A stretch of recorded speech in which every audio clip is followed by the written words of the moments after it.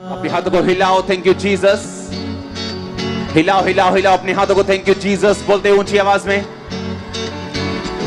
हिलाओ हिलाओ अपने हाथों को, बोलते खुदाबंद तेरा मसाज मेरी जिंदगी में काम करे, तेरा वचन आज मेरी जिंदगी में काम करे, तेरा वचन आज मुझे छुड़ाए, मुझे चंगा करे, मेरी फैमिली में उद्धार का आत्मा बहे। तेरा वचन आज मुझे चंगा करे, मुझे छुड़ाए, मेरे परिवार में उद्धार का आत्मा बहे। तेरे वचनों के द्वारा मैं आशीषों को पाऊं, छुटकारों को पाऊं और आगे बढ़ूं। खुदाबंद सर्वशक्तिमान परमेश्वर, तेरा आत्मा आज गहरे भेदों को मुझ पे जाहिर करे। मैं अपने मन को खोलता हूं, अपने दिल को खोलता हूं, अपनी आत्मा को ग्रहण करने योग्य बनाता हूं, ताकि जो कुछ मैं सुनूं मैं 100 गुना फलों को लेके आऊं। प्रभु यीशु मसीह के सामर्थी नाम में आपका सुनना, मेरा बोलना आशीष का कारण हो। अब से पवित्र आत्मा हमारे शब्दों के ऊपर, इस मीटिंग के ऊपर अपना कंट्रोल करे, अपने तरीके से अपने चलाए प्रभु यीशु मसीह के सामर्थी नाम में। पवित्र आत्मा यहाँ आने वाले हर एक जन को, ऑनलाइन लोगों को छुए और आजाद करे यीशु मसीह के नाम में। आप जैसे आए वैसे सेम वापिस ना जाएं। यीशु मसीह के नाम में मैं आपको आशीषित करता हूं। प्रभु यीशु मसीह के पवित्र और सामर्थी नाम में मैं मांगता हूं। ऊंची आवाजें बोलो आमीन। तारीफ करते हुए हालेलुया। स्वागत है यीशु मसीह की प्रेजेंस में। आमीन। मेरा विश्वास है कि परमेश्वर की उपस्थिति हमारे बीच में मौजूद है। बैठ जाओ अपने शरीर में, अपने हाथों को उठा, बोलो जितना वचन मैं सुनूं मैं 100 गुना फलों को लेके आऊं, क्योंकि मैं इस वचन से प्यार करता हूं। मुझे इस वचन की सच्चाई मालूम है। प्रभु यीशु मसीह के सामर्थी नाम में हम मांगते हैं। आमीन। नीति वचन 16 उसकी 3 आयत को हम पढ़ेंगे। अपने कामों को यहोवा पर डाल दे, इससे तेरी कल्पनाएं सिद्ध होंगी। बोलो अपने पड़ोसी को, बोलो अपने कामों को यहोवा पर डाल दे, इससे तेरी कल्पनाएं, तेरी इमेजिनेशंस, तेरे दिमाग की सोच वो पूरा होगा।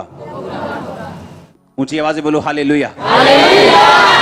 बाइबल कहती है जब परमेश्वर ने आदम को बनाया, उसने उसे अपनी समानता में बनाया, और उससे पहले कभी आदम नहीं बनाया गया, तभी परमेश्वर ने आदम को बनाया। और बाइबल कहती है उसे अपने तरह का बनाया और अपने जैसे अधिकार उसे दिए। परमेश्वर ने आदम को अधिकार दिया, जो वो खुद कर सकता था वो आदम कर सकता था। एक बार एक क्रिश्चियन परिवार में एक लड़की बिगड़ गई, और वो बिगड़ी नहीं, इतना बिगड़ गई कि उस परिवार में अपने पिता के दोस्तों के साथ और अपने भाई के दोस्तों के साथ, दोनों के साथ वो गलत थी। उसकी मम्मी को इतनी शर्म आई कि हम क्रिश्चियन हैं और हमारी लड़की ने हमारा मुंह काला कर दिया। कितने दिन वो रोती रही, दुखी होती रही, परमेश्वर से पूछती रही, और एक दिन अपने पास्टर के पास चली गई और पास्टर के पास जाके बोलती है कि पास्टर जी मेरी बेटी इस तरह से बिगड़ गई और मैं चाहती हूं कि आप मेरे लिए प्रार्थना करें कि वो मर जाए और परमेश्वर उसे उठा ले और उसे अपने पास बुला ले। उस पास्टर ने कहा तेरी बेटी में तो प्रॉब्लम है ही है, लेकिन तुझ में जो प्रॉब्लम है वो तेरी बेटी से भी बड़ी है, क्योंकि तू परमेश्वर के कामों को नहीं जानती, ना ही उसकी सामर्थ को जानती। तो उसने कहा मैं क्या करूं? उसने कहा तू एक दर्शन देख, तू एक इमेजिनेशन कर, अपने दिमाग में एक विजन देख, अपने दिमाग में एक कल्पना बना कि तेरी बेटी जो है वो व्हाइट कपड़ों में परमेश्वर का प्रचार कर रही है, तेरी बेटी तेरे घर आई है, तुझसे उसने माफी मांगी है और वो सुधर गई है और परमेश्वर के कामों का प्रचार कर रही है। उसने कहा ये तो हो ही नहीं सकता, मैं उसको बहुत बार समझा चुकी हूं, मैंने बहुत बार उसको गाइड किया, हमने मारा पीटा सब कुछ करके देख लिया, वो नहीं सुधरती। मेरे हस्बैंड और मेरे जो बेटा है उसके दोस्तों के साथ वो रहती है, गलत काम करती है, सब कुछ करती है, बाहर ही रहती है। उसने कहा नहीं।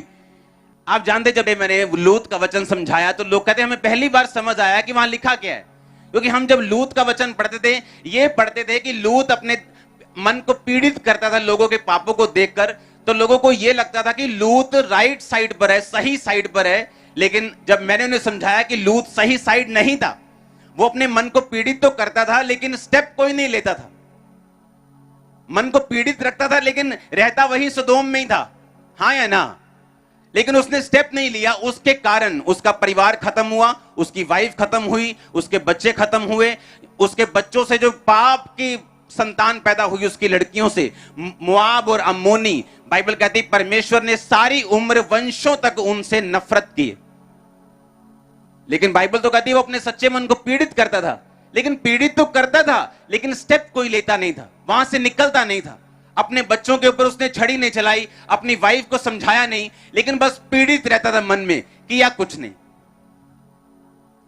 जैसे लोग अफसोस करने जाते ना दूसरे घरों में, हाय भैन जी, हाँ वो माड़ा होया ते ओही भैन जी जड़ी अफसोस करन आई, उन्हें प्लान बनाया कि इस अफसोस तो बाद नाल ही बाजार है, शॉपिंग भी करके जानी वापस। हाँ, अफसोस करने का मतलब है अगर आप अगले के पास गए हो, आप उसकी लाइफ को बेटर करके आओगे। मुंह से अफसोस करने का कोई फायदा नहीं। उसी तरह का अफसोस लूत कर रहा था, मुंह से अफसोस कर रहा था, लेकिन करना क्या चाहिए, स्टेप क्या लेना चाहिए, उसमें वो कमजोर था। अब जब हम बाइबल को पढ़ते हैं, परमेश्वर ने टीचर्स ठहराए, क्योंकि जो पास्टर है जिसके पास कलीसिया, अगर वो टीचर नहीं और सिर्फ हीलिंग पे उसने अपनी मिनिस्ट्री को बनाया या सिर्फ प्रोफेटिक पे बनाया, उसके लोग पक्के नहीं है कि वो स्वर्ग तक पहुंचेंगे या नहीं। हाँ, चंगाई ले सकते हैं, बरकत ले सकते हैं, लेकिन हेवन तक पहुंचेंगे कि नहीं, क्योंकि वो आपको टीचिंग लेके जाएगी। इसीलिए जरूरी है कि हर एक मेगा पास्टर जिसके पास बड़ी चर्च है, वो अपने लोगों को टीचिंग में लेके जाए, ताकि वो वर्ड को, वचन को उन्हीं आंखों से पढ़ सकें जिन्हीं आंखों से उनका अगुआ पढ़ रहा है। आमीन। या जिन आंखों से पवित्र आत्मा चाहता है कि वो पढ़े, वो उन्हीं आंखों से उसे पढ़ सकें। अब जब हम ये पढ़ते हैं कि अपने कामों को यहोवा पर डाल दे, तेरी कल्पनाएं परमेश्वर क्या करेगा, सिद्ध करेगा। अब उस लड़की ने, उस औरत ने क्या किया, अपने कामों को किस पे डाल दिया, यहोवा के ऊपर। कैसे? उसने अपनी मर्जी को पूरा करना नहीं चाहा कि मेरी बेइज्जती हुई, मेरी बेटी मर जाए। उसने अपने कामों को यहोवा पर डाल दिया, अपना सब कुछ परमेश्वर पे डाला, कल्पना बनाई, दिमाग में एक इमेजिनेशन की, दिमाग में एक सोच बनाई कि हाँ मेरी बेटी वापिस आ रही, हाँ मेरी बेटी वापिस आ रही, हाँ मेरी बेटी वापिस आ रही। हाँ, उसने पापों को छोड़ दिया और वो रोज इस इमेजिनेशन से प्रार्थना करने लगी। दिमाग में इमेजिनेशन को बनाया कि अपने कामों को यहोवा पर डाल दे, तेरी कल्पनाएं क्या होंगी, तेरी कल्पनाएं क्या होंगी। अब कल्पना क्या है? वो कल्पना मेगा चर्च की हो सकती, वो कल्पना बड़ा बिजनेस हो सकता है, वो कल्पना आपका पूरा परिवार का उद्धार हो सकता है, वो कल्पना आपकी मैरिड लाइफ का जो स्ट्रगल है उससे बाहर आना हो सकता है, वो कल्पना आपकी हीलिंग हो सकती है, आपकी चंगाई हो सकती, वो इमेजिनेशन आपके बच्चों के लिए आपकी हो सकती। परमेश्वर कहता अगर तू अपने कामों को मुझ पे डाल देगा, मैं तेरी कल्पनाओं को क्या कर दूंगा, सिद्ध कर दूंगा। अब जब इस वचन को हम वैसे पढ़ेंगे तो हम ऐसे पढ़ के आगे निकल जाएंगे, लेकिन इस वचन के पीछे जो पावर है परमेश्वर की, वो हमें कभी भी समझ नहीं आएगी। लेकिन आज आप उस पावर से भर के वापस जा रहे हैं, आप इक्विप्ड होके जा रहे हैं, आप हथियारों से लैस होके आज से वापस जा रहे हैं। और मैं यीशु मसीह के नाम में बड़े कामों को आपकी लाइफ पे होता हुआ देख रहा हूं। मैंने कहा बड़ी इमेजिनेशंस को पूरा होते हुए देख रहा हूं। वो कोई भी क्यों ना हो, यीशु मसीह के नाम में उसे मैं पूरा होते हुए देख रहा हूं। परमेश्वर कहता तेरी कल्पनाएं सिद्ध होंगी। उसने ये नहीं कहा पर तेरी कल्पना इस लेवल की होनी चाहिए, तेरी कल्पना आगे नहीं जानी चाहिए, तेरी कल्पना बस 10,000 लोगों से ऊपर नहीं होनी चाहिए, तेरी कल्पना बस हीलिंग इतनी होनी चाहिए, कैंसर की कल्पना नहीं होनी चाहिए कि वो हील हो जाए, बस सिर दर्द तक रहनी चाहिए। उसने ये नहीं कहा। उसने कहा तेरी कल्पनाएं क्या होंगी, सिद्ध होंगी। तू जितनी कल्पना कर सकता है, परमेश्वर ने कहा मैं उसे सिद्ध कर सकता हूं, लेकिन हर एक काम का तरीका है करने का। हालेलुया। जिस तरह अगर आज कोई रोता रहे चंगाई के लिए, उसे चंगाई नहीं मिलती, वो रोता रोता मर भी सकता है जब तक वो अंगीकार ना करे कि उसके कोड़े खाने से मैं चंगा हो चुका हूं। अपने आप को तौबा में रखे, परमेश्वर में रखे, अंगीकार में रखे, विश्वास रखे और उसको पक्का अंगीकार करके रखे लगातार, तो वो उन चीजों को हासिल करता है। मैंने किया, आप में से बहुत लोगों ने किया, हां या ना।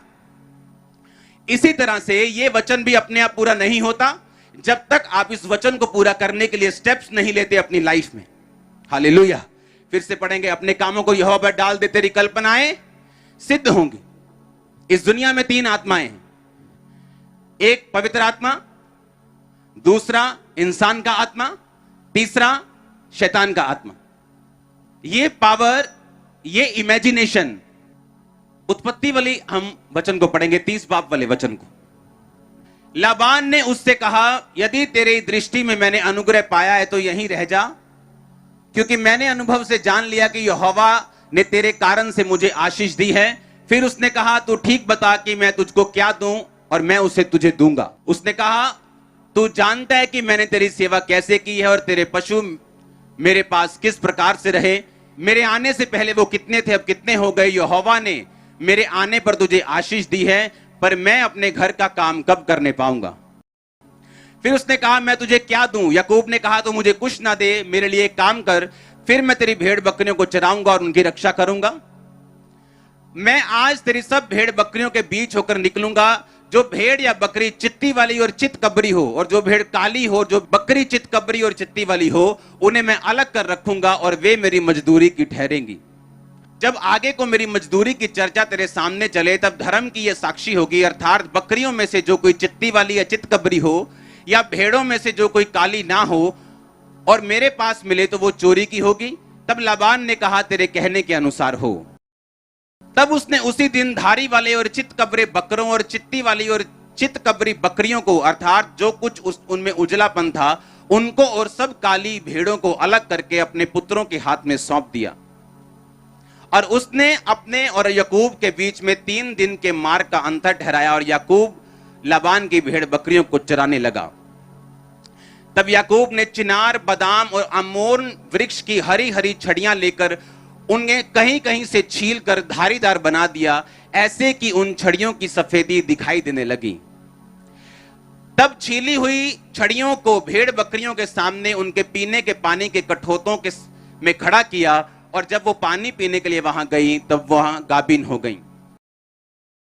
याकूब ने राहेल और लिया को मैदान में अपनी भेड़ बकरियों के पास बुलाकर कहा, तुम्हारे पिता के मुख से मुझे जान पड़ता है कि वह मुझे पहले के समान अब नहीं देखता, पर मेरे पिता का परमेश्वर मेरे संग है।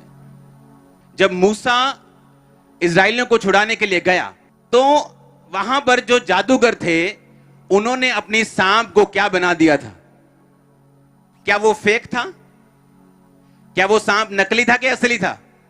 असली था ना, फेक तो नहीं था। वो चमत्कार जो जादूगरों के द्वारा किया गया वो असली था कि नकली था? असली था, वो सांप असली था। और जब परमेश्वर मूसा को भेज रहा था तो परमेश्वर को मालूम था कि उन जादूगरों के पास ये पावर है कि वो छड़ी को सांप बना सकते हैं।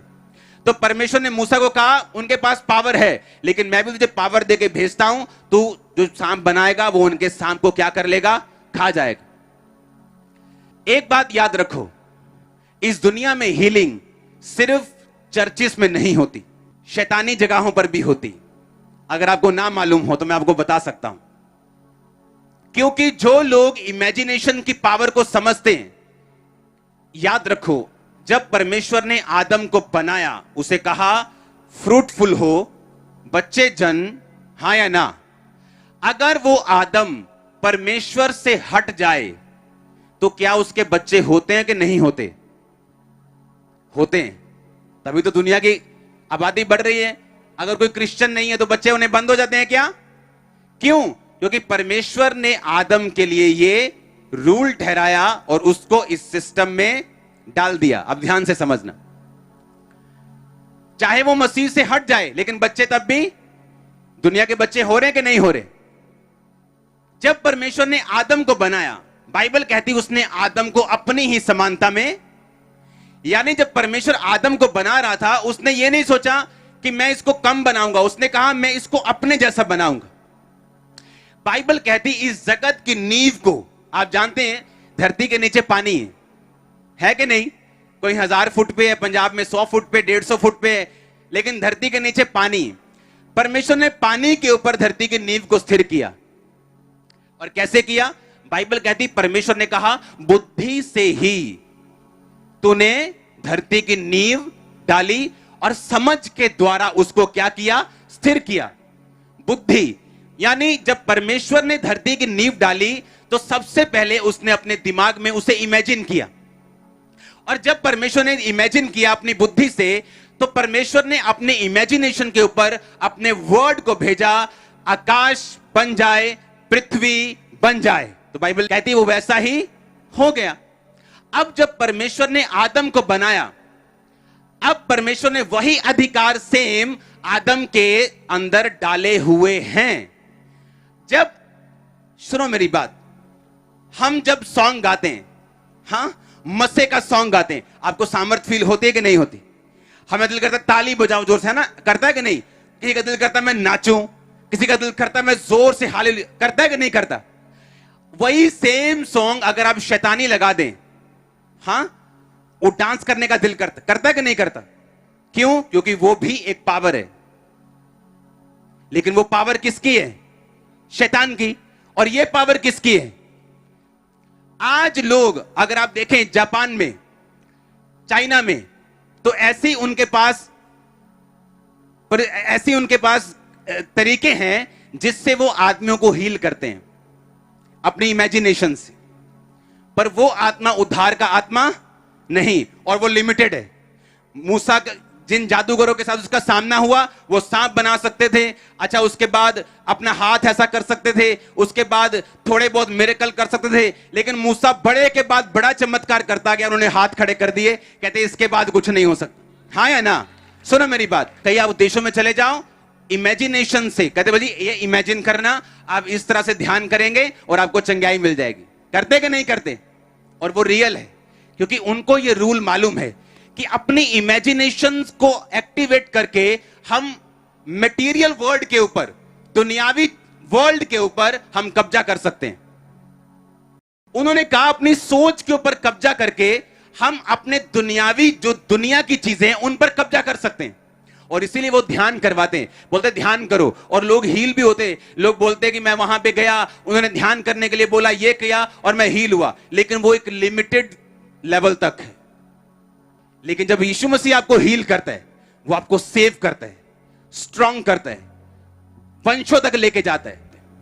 अब ये बात अगर आपको नहीं मालूम, मान लो एक राजा जिसका बच्चा पैदा हुआ और वो बच्चा कोई दूसरे देश में चला गया, उसको मालूम नहीं कि मैं प्रिंस हूं, या उसको मालूम नहीं मैं राजकुमारी हूं। जब तक उसको ये मालूम नहीं और जब तक वो अपने देश में ना आए, तब तक वो अपने अधिकारों का प्रयोग नहीं कर सकती, अपने लाइफ को उस लेवल पर एंजॉय नहीं कर सकती जिस लेवल में वो पैदा हुई। हाँ या ना? उसी तरह से जब तक एक क्रिश्चियन को मालूम नहीं होता कि मेरे अंदर पावर क्या है, अगर मैं क्रिश्चियन हूं तो वही हाल आपका है, वही हाल आपके पड़ोसी का है, वो भी दुखी है, आप भी दुखी हैं, वो भी बीमार है, आप भी बीमार हैं, वो भी गरीब है, आप भी गरीब। तो फर्क कहां पे है? क्योंकि हमने अपने अधिकारों का प्रयोग ही नहीं किया, हमने अपने अधिकारों को पहचाना ही नहीं, हमको मालूम नहीं हम कर क्या सकते हैं। बाइबल कहती, याकूब कहता अपने मामा से, कहता प्लीज मुझे घर भेज दे, मैंने अब तेरी बेटी के लिए 7 साल सेवा की, फिर 7 साल सेवा की, मैं अपने घर जाना चाहता हूं, मैं अपने घर का काम कब करने पाऊंगा? कहता नहीं नहीं यहीं रुक जा, तेरे रुकने से मुझे आशीष मिली, मेरी भेड़ बकरियां बढ़ गई। याकूब ने सोचा ये ऐसे मुझे जाने नहीं देगा, उसने स्कीम लगाई। मैं आपको आसान भाषा में आपको एक्सप्लेन करूंगा वो स्कीम क्या थी। उसने कहा ठीक है, मैं तेरी भेड़ बकरे को चराऊंगा, तुझसे कुछ नहीं लूंगा, पर एक शर्त है, ये काली भेड़ बकरियां, मैं आपको इमेजिन बता रहा हूं कि आप ऐसा सोच लो, क्योंकि चितकबरी धारी वाली आप कंफ्यूज हो जाओगे। उसने कहा सारी काली भेड़ें, काली भेड़ के पति, काली बकरियां, काली ही बकरियों के पति सब मुझे दे दे, सारे काले मुझे दे दे। जितने काले होंगे और उनमें जो बच्चे अगर पैदा हुए, अगर वो सफेद हुए, वो मेरी तनख्वाह, बाकी सब तेरा। उसके मामा ने सोचा ये तो लॉटरी लग गई। अब काली मां है, अफ्रीका की मां है, अफ्रीका का बाप है, बच्चा अंग्रेज पैदा होगा ही नहीं। उसने कहा ये तो लॉटरी। उसने कहा ठीक है भाई, मैं बहुत खुश हूं, ले ले काली सारे तेरे, जितने चिट्टे बच्चे पैदा होंगे वो तेरे, तेरी तनख्वाह, बाकी तो मुझे दे देना। लबान को लगा मेरी लॉटरी लग गई, फ्री का नौकर मिल गया। लेकिन वो भूल गया याकूब एक ऐसे परिवार से निकला था जो परिवार वचन को जानता था। क्यों? अब्राहम। दूसरा कौन? इसहाक को मत भूलो। बाइबल कहती शाम के टाइम वो वचन पर ध्यान करने के लिए जाता था, मनन करने के लिए, मेडिटेशन, सोचने के लिए, इमेजिन करने के लिए। उसे मालूम था मेरी इमेजिनेशन ही है जो रिबिका के 20 साल के गर्भ के सूखे को खत्म कर सकती। उसका रोना नहीं कर सकता। ओ परमेश्वर तूने तो वायदा किया है, कंप्लेंट नहीं कर सकती। उसे मालूम था कि ये इमेजिनेशन, ये वचन पे चलना और अपने अधिकारों का प्रयोग करना मेरे सूखे को खत्म कर सकता है। और याकूब उसी परिवार से था। उसने क्या किया मालूम? उससे पहले आपको वचन 31 वाला पढ़ो। उसने कहा तुम्हारे पिता ने मेरी मजदूरी को 10 बार बदला, तो भी परमेश्वर ने मेरी हानि नहीं करने दी। उसने कहा चित्ते वाली बच्चे तेरी मजदूरी ठहरेंगे, तब भेड़ बकरियां चित्ती वाली जनने लगी। और जब उसने कहा धारी वाले बच्चे तेरी मजदूरी होंगे, तब भेड़ बकरियां धारी वाले जनने लगी। हुआ कैसे ये? हाँ, इसी रीति से परमेश्वर ने तुम्हारे पिता के पशु लेकर मुझको दिए।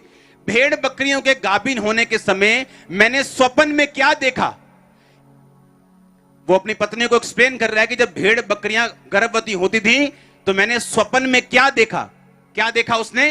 कि जो बकरे बकरियों पर चढ़ रहे हैं वो धारी वाले, चित्ती वाले और धब्बे वाले हैं। तब परमेश्वर के दूत ने सपने में मुझसे कहा, हे याकूब। मैंने कहा क्या आज्ञा? उसने कहा आंखें उठाकर उन सब बकरों को जो बकरियों पर चढ़ रहे हैं देख कि वो धारी वाले, चित्ती वाले, धब्बे वाले हैं, क्योंकि जो कुछ लाबान तुझसे करता है मैंने उसे देखा है। उसने कहा कि मुझे सपने में दूत ने आके बोला कि तेरे पास भेड़ बकरियां कौन सी हैं? उसने कहा काली भेड़ें हैं, काली भेड़ों के पति, काली बकरियां, काली बकरियों के पति। उसने कहा नहीं, तू दर्शन देख कि जो बकरे हैं वो काले नहीं, वो चित्ती वाले हैं। कब? जब उसका मामा आके बोला ओए अब से चित्ती वाले, जिन्ने चित्ती वाले होंगे वो तेरी तनख्वाह। ठीक है, रात को सो रहे हैं और दूध सपने में आके बोलते हैं कि दर्शन में कि जितने बकरे बकरियों के ऊपर हैं वो चित्ती वाले हैं, पर है वो कौन से थे?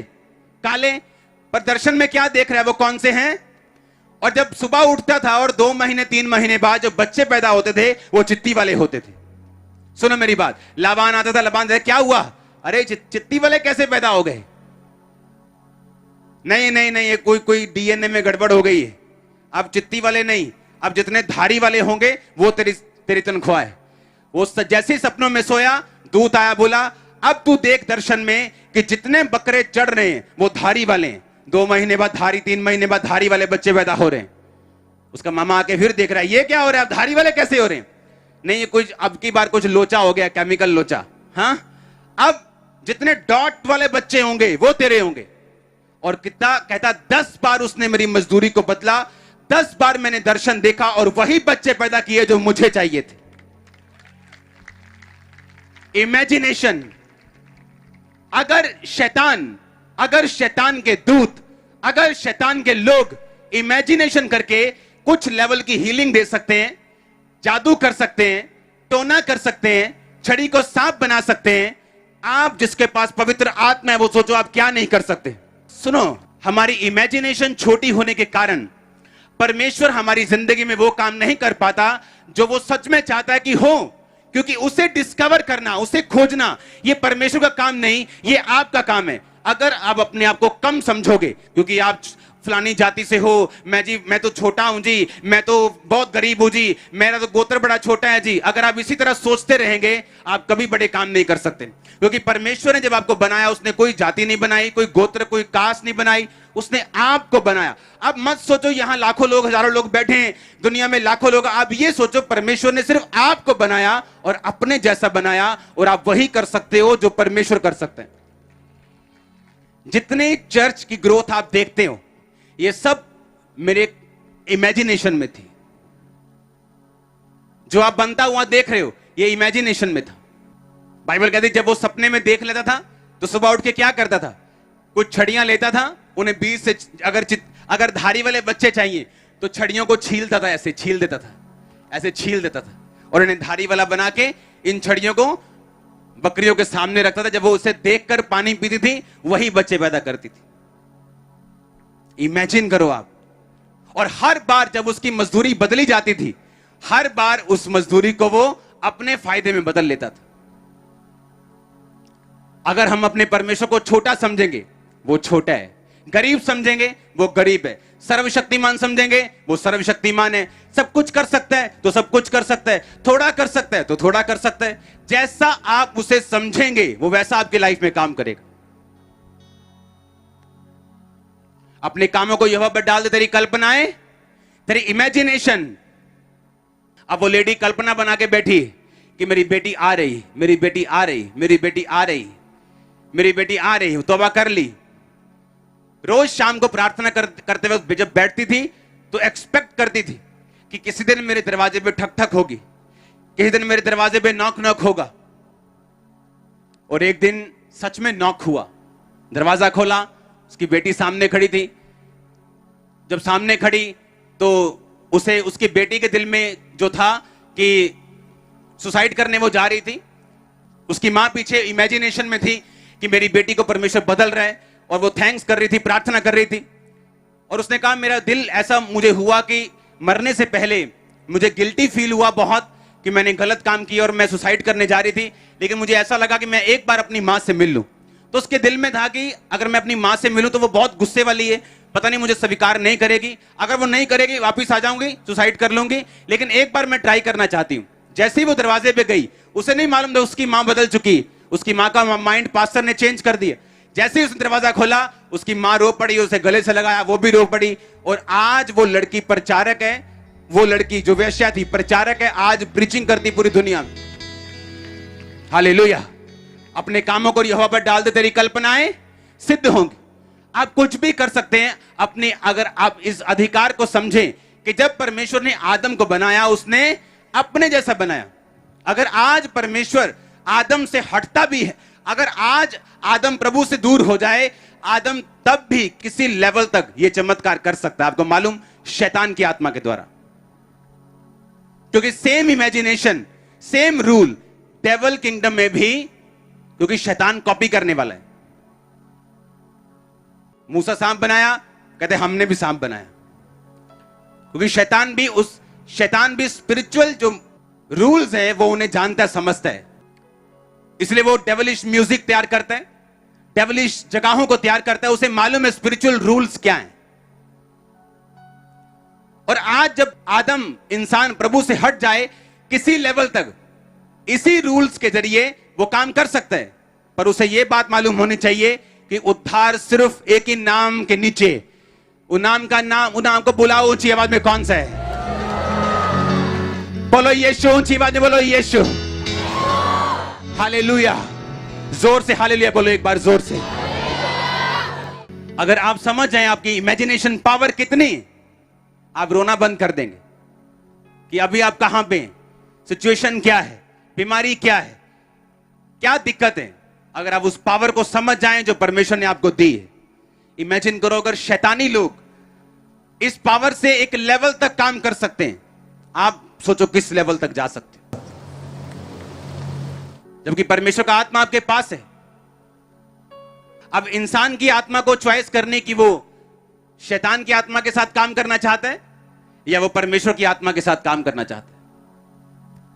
एक जादूगर जो सांप को, छड़ी को सांप बना रहा है, हो सकता है अपनी लाइफ में हर तरफ वो फेल हो, बस वही पावर उसके पास। लेकिन जब आप उसको सांप बनाएंगे, आप चारों तरफ से सक्सेसफुल होंगे साथ साथ। क्यों? क्योंकि आप परमेश्वर की आत्मा से जो काम कर रहे हैं, आप उसमें सुरक्षित भी हैं। परमेश्वर ने बुद्धि से लिखा, धरती की नींव को डाला, समझ से उसको स्थिर किया, और वही बुद्धि परमेश्वर ने आपको दी। और बाइबल कहती है जब आप परमेश्वर का डर मानते हैं, पाप से दूर रहते, शराब से दूर रहते, व्यभिचार से दूर रहते, खिलाफत से दूर रहते, निंदा से दूर रहते, बाइबल कहती है वो बुद्धि आप में होती। और वही बुद्धि अगर आप में है, वो विजडम आप में है, वो विजडम आपको लीड करेगी कि आप इमेजिनेशंस को अपने हार्ट में रखें, और वो आपकी अगुवाई करेगी उन्हें पूरा करने के लिए भी। अब आपने पावर तो समझ ली कि इमेजिनेशन क्या कर सकती, कल्पनाएं सिद्ध कैसे हो सकती। आपने ये तो समझ लिया कि ये हो सकता है, मैं इमेजिनेशन के थ्रू हीलिंग ले सकता हूं, डिलीवरेंस ले सकता हूं, बढ़ सकता हूं। लेकिन अब आप याकूब की तरह छड़ियां छीलोगे, क्योंकि उसको तो बकरियों की प्रॉब्लम थी, लेकिन आप बकरियों की प्रॉब्लम से नहीं आए हो, हाँ या ना? अब आपको कौन बताएगा कि आपकी सिचुएशन में आप क्या करें? याकूब को तो मालूम है कि आज उसका मामा मजदूरी बदल गया, कि बोलता धारी वाले बच्चे तेरे होंगे, उसने छड़ियां धारी वाली करके उनके सामने रख दी, क्योंकि उसको दर्शन आ चुका था, दूत उससे बात कर चुका था। मैं कह रहा हूं आपको कैसे मालूम कि आप क्या करेंगे? अगर आपको सेवा में बढ़ना है आप क्या करेंगे? अगर आपको हीलिंग में बढ़ना है आप क्या करेंगे? अगर आपको परिवार का उद्धार चाहिए आप क्या करेंगे? आपको यूज होना है प्रभु के लिए आप क्या करेंगे? ये आपको बताएगा दो चीजें, परमेश्वर की बुद्धि और परमेश्वर का आत्मा आपकी अगुवाई करेगा। और याद रखो, जब परमेश्वर की बुद्धि आप में काम करती, परमेश्वर ने वचन में लिखा कि बुद्धि से ही उसने आकाश को बनाया, बुद्धि से ही जगत की नींव डाली, समझ से ही उसे स्थिर किया। यानी जब परमेश्वर की बुद्धि आप में होगी तो वो बुद्धि आपके अंदर हेल्प करेगी आपको उन इमेजिनेशंस को जो आपके दिल में हैं, उन्हें प्रैक्टिकली आपकी जिंदगी में पूरा कैसे करना है, कौन से स्टेप लेने, किधर जाना है, क्या करना है, धीरे धीरे धीरे छोटे लेवल से वो आपको सिखाना शुरू करेगा। और बाइबल क्या कहती? परमेश्वर की बुद्धि आपकी अगुवाई नहीं कर सकती अगर आप पाप में हैं, अगर आपने लोगों की प्रॉपर्टीज के ऊपर कब्जा किया हुआ, अगर आपने व्यभिचार करते हैं, अगर आप ब्लू फिल्में देखते हैं, अगर आप नशे करते हैं, तो बाइबल कहती है परमेश्वर का डर बुद्धि की शुरुआत है। अगर परमेश्वर का डर आप में है तो उसकी बुद्धि की आपके अंदर शुरुआत हो गई। और जब आपके अंदर परमेश्वर की बुद्धि आ गई, आप इमेजिन करेंगे, वो आपको गाइड करेगी अब इस इमेजिनेशन को पूरा कैसे करना है, कौन सा स्टेप लेना है, कैसे प्रार्थना करनी, क्या बोलना है, कैसे अपनी लाइफ में चलना है। और ये सब चीजें इकट्ठी होकर आपके आंखों में, आपके अंदर जो आपने विजन देखा था, उसे प्रैक्टिकली वो आपके सामने खड़ा कर देगी। आप अपनी आंखों से देखने वाले। आप समझ रहे हैं मेरी बात को कि नहीं? परमेश्वर का डर बुद्धि की क्या है? शुरुआत है। मैं कुछ वचन पढ़ूंगा नीति वचन के बीच से, आप उसे सिर्फ सुनना। नीति वचन 3 उसकी 13 में लिखा, क्या ही धन्य है वह पुरुष जो बुद्धि पाए और वह मनुष्य जो समझ प्राप्त करे, क्योंकि बुद्धि की प्राप्ति चांदी की प्राप्ति से बड़ी और उसका लाभ चोखे सोने के लाभ से भी उत्तम है। वह मूंगे से अधिक अनमोल, जितनी वस्तुओं की तू लालसा करता है उनमें से कोई भी उसके तुल्य ना ठहरेगी। उसके दाहिने हाथ में लंबी आयु और उसके बाहिने हाथ में धन और महिमा है। उसके मार्ग आनंददायक हैं और उसके सब मार्ग कुशल के हैं। जो बुद्धि को ग्रहण कर लेते हैं उनके लिए वो जीवन का वृक्ष बनती है, और जो उसको पकड़े रहते हैं वह धन्य हैं। यहोवा ने पृथ्वी की नींव बुद्धि से डाली और स्वर्ग को समझ के द्वारा स्थिर किया। उसके ज्ञान के द्वारा गहरे सागर फूट निकले और आकाश मंडल से औंस टपकती है। ऊंची आवाज से बोलो आमीन। नीति वचन 4 उसकी 5 आयत, बुद्धि को प्राप्त कर, समझ को भी प्राप्त कर, उनको भूल ना जाना, ना मेरी बातों को छोड़ना। बुद्धि को ना छोड़, वो तेरी रक्षा करेगी। उसकी प्रीति रख, उससे प्रीति रख, वह तेरा पहरा देगी। बुद्धि श्रेष्ठ है, इसलिए उसकी प्राप्ति के लिए यत्न कर। जो कुछ तू प्राप्त करे प्राप्त कर, पर समझ की प्राप्ति का यत्न घटने ना पाए। सब ऊंची आवाज से बोलो आमीन। नीति वचन 5 उसकी 1 आयत, है मेरे पुत्र मेरी बुद्धि की बातों पर ध्यान दे, मेरी समझ की ओर कान लगा, जिससे तेरा विवेक सुरक्षित बना रहे और तू ज्ञान के वचनों को थामे रहे। क्योंकि पराई स्त्री के होठों से मधु टपकता है, उसकी बातें तेल से भी अधिक चिकनी हैं, परंतु इसका परिणाम नागदोना सा कड़वा और 2 धारी तलवार सा पैना है। उसके पांव मौत की ओर बढ़ते हैं, उसके पग अधोलोक तक पहुंचते हैं, इसलिए उसे जीवन का समथर पथ नहीं मिल पाता।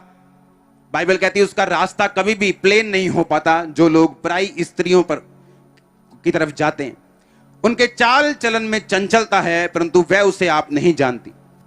हे मेरे पुत्रों मेरी सुनो, मेरी बातों से मुंह ना मोड़ो। ऐसी स्त्री से दूर ही रहे, उसकी देवड़ी के पास भी मत जाना। कहीं ऐसा ना हो तू अपना यश यानी अपनी इज्जत औरों के हाथ और अपना जीवन क्रूर जन के वश में कर दे, या पराये लोग तेरी कमाई से अपना पेट भरें और परदेशी मनुष्य तेरे परिश्रम का फल अपने घर में रखें। ये सारी बुद्धि की बातें हैं। क्योंकि अगर परमेश्वर की बुद्धि आप में हुई तो वो उन इमेजिनेशन को पूरा करने के लिए आपकी क्या करेगा? अगुवाई करेगा। आपको ये तो मालूम हो गया, इमेजिनेशन एक पावर है, चाहे वो डेविलिश हो, चाहे वो स्पिरिचुअल हो, परमेश्वर की हो, काम करती है। लेकिन डेविलिश शैतान की लिमिटेड है, परमेश्वर की अनलिमिटेड है और उद्धार भी देती है। और ये अधिकार याकूब को मालूम थे। अब एक है कि पावर के बारे में मालूम होना, एक है इस बात के लिए मालूम होना कि मेरे घर में यह बंदूक पड़ी है, और दूसरी बात यह है कि उस बंदूक को चलाना भी आना चाहिए। आज मैंने आपको बताया कि आपके पास एक बंदूक है अपनी इमेजिनेशन की, और चलानी कैसे है? कहता बुद्धि के साथ तुम उसे चला सकते हो। और बुद्धि क्या है? परमेश्वर का डर मानना क्या है? बुद्धि की शुरुआत है। कहता तेरी आयु बढ़ेगी, तू कुशल से रहेगा। जिसके पास बुद्धि है, लिखा उसके मार्ग आनंददायक होंगे। वो रात को सो जाएगा, लेट जाएगा बिना किसी तकलीफ के। क्योंकि जब परमेश्वर की बुद्धि आपके पास होती, और क्या निशानी है कि परमेश्वर की बुद्धि आपके पास है? आप पाप से दूर रहेंगे, यह निशानी। बुराई से दूर रहेंगे, यह निशानी। कब्जों से दूर रहेंगे, लालच से दूर रहेंगे, यह निशानी। क्योंकि जिस दिन आपने रूल तोड़े, जिस दिन आपने व्यभिचार किया, जिस दिन आपने परमेश्वर के वचन के खिलाफ चले, तो वो बुद्धि जिसने आपकी इमेजिनेशन को कंप्लीट करने आपकी लाइफ में कभी काम नहीं करेगी। मुझे नॉलेज तो है कि मैं स्पिरिचुअली पावरफुल हूं, पर उसको पूरा करने के लिए अब आपको परमेश्वर के साथ की जरूरत है। और साथ देगी आपकी बुद्धि, अगर परमेश्वर की बुद्धि आप में हो। और वो तब होगी जब आप परमेश्वर के वचन पे चलेंगे। मैं एक क्वेश्चन आपसे करता हूं, अगर याकूब चोर होता और यह सोचता कि अगर उसने मेरे साथ गलत काम किया, मैं भी उसको बताऊंगा, मैं भी चोरी करूंगा, तो क्या परमेश्वर की बुद्धि काम करती वहां पे? बोलो। क्योंकि परमेश्वर की बुद्धि तब काम करती है जब आप वचन पे खड़े हैं। तब वो आपकी अगुवाई करेगी कि तेरे मन में जो इमेजिनेशन तूने बना के रखी, इसको पूरा करने के लिए वो आपको तरीके देगा, इसी दुनिया के आत्मिक और शारीरिक दोनों। और आप अपनी मंजिल की ओर बढ़ते जाएंगे, क्योंकि मैं परमेश्वर की बुद्धि आप में वास किए हुए देख रहा हूं। आज मैं ऐसे लोगों को जानता हूं, ऐसे पास्टर्स को जानता हूं। जब मैं एक विश्वासी था और पास्टर्स के साथ पास्टर्स मीटिंग में जाया करता था, वहां वो अपना विजन शेयर करते थे कि मेरा विजन 90,000 लोगों का है, मेरा विजन 1,00,000 लोगों का है। और तब मैं बैठ के बहुत इंप्रेस होता था, वाह क्या विजन है। जैसे लूत अपने दिल को दुखी करता था ना, ऐसे विजन होता था। मैं पास्टर बन गया, उसके बाद मैंने सेवा शुरू की, सेवा बढ़ गई। 17 साल हो गए मुझे देखते, वो अभी भी उन्हीं 100 लोगों में। बताइए क्यों? आपकी अकेली इमेजिनेशन, विजन कुछ नहीं कर सकता जब तक आप में परमेश्वर की बुद्धि काम नहीं करेगी। और परमेश्वर की बुद्धि किसमें है, कैसे मालूम होगा? वो वचन पे चलने वाला होगा। आज एक गलती हो जाए किसी से इंटरनेट के ऊपर, आप पास्टर्स की जुबान देखो जो नीचे उन्होंने कमेंट किए होते हैं उस बंदे के खिलाफ। उसने तो गलती की है, उसे तो शायद परमेश्वर ने उसी घंटे माफ कर दिया होगा, लेकिन तुम्हारी गलती उससे भी बड़ी है और तुम नहीं जानते तुम क्या बोल रहे हो। अगर मैं भी इंटरनेट पे जाके उसे बोलने लग जाऊं, तूने ये किया है, तू शैतान है, तू ये है, कोई भी गलती कर सकता है, वो भी इंसान है। लेकिन उसका मतलब क्या? आप उसकी गलती को एक प्लेटफॉर्म बना लेंगे अपनी जेलसी को, कि ऐसे करने से जय मसीह थी, आप क्रिश्चियन बन जाएंगे। आप क्रिश्चियन होते हैं अपने शब्दों से, जब आप बोलते हैं। परमेश्वर ने कहा, सदूकी फरीसी कहता तुम कब्रों के समान हो, ऊपर से सुंदर हो, शानदार। कहता उनको खोल के देखो, अंदर से तुम गले हुए हो, तुम बदबूदार हो। सब परमेश्वर के जन है, सबके नाम के पास्टर लगाए, सब व्हाइट कपड़े पहनते हैं, मेरी तरह टाई भी लगाते हैं कई, पर क्या इससे हम पास्टर बन गए? और जब परमेश्वर की बुद्धि नहीं होती और अंदर क्या है किसी के, आप एक मुलाकात में नहीं जान सकते। इन सिचुएशन से जब घटनाएं होती हैं ऐसी, और उन पास्टर्स के मुंह से देखो क्या निकल रहे हैं, कितनी घटिया और कितनी निंदा की बातें निकल रही, इससे मालूम होता है कि जो उनकी इमेजिनेशन है वो क्यों पूरी नहीं हुई, वो क्यों परमेश्वर उनकी इमेजिनेशन को पूरा नहीं करता, क्यों उनके दर्शनों को पूरा नहीं करता। इसीलिए क्योंकि इमेजिनेशन पूरा करने के लिए आपको एक स्पेशल अगुवाई चाहिए, वो वही कर सकता है जिसके अंदर परमेश्वर की बुद्धि है, और बुद्धि उसी के अंदर है जो निंदा और चुगली से, इन झगड़ों और झमेलों से दूर है। हालेलुया। अगर मेरे को किसी प्रॉब्लम बंदे से दिक्कत है, अगर उसने कुछ गलत बोला, अगर मैं उसको सुधारना चाहता, मैं उसको कॉल कर लूंगा कि भाई तूने गलत कहा, वही बोलेगा हाँ यार मैंने गलत कहा, मेरे मुंह से गलती से निकल गया, अब खत्म बात। लेकिन प्रॉब्लम ये है, जब एक व्यक्ति कामयाब होना शुरू होता है और दूसरे लोग उससे जेलसी करते, बस उसकी एक गलती को पकड़ना चाहते, जिस तरह यीशु मसीह की गलती को सदूकी और फरीसी पकड़ना चाहते थे, कौन सी गलती इसके मुंह से निकले, इनु टाली, इनु केर लिए होनी फटाफट। और ये सब बातें बाइबल के खिलाफ हैं। हो सकता है एक पापी, एक शराबी इतना प्रभु के सामने पापी ना हो जितना ये काम करने वाले परमेश्वर के सामने अपराधी ठहरेंगे। इसीलिए हर व्यक्ति की लाइफ में रिजल्ट नहीं है।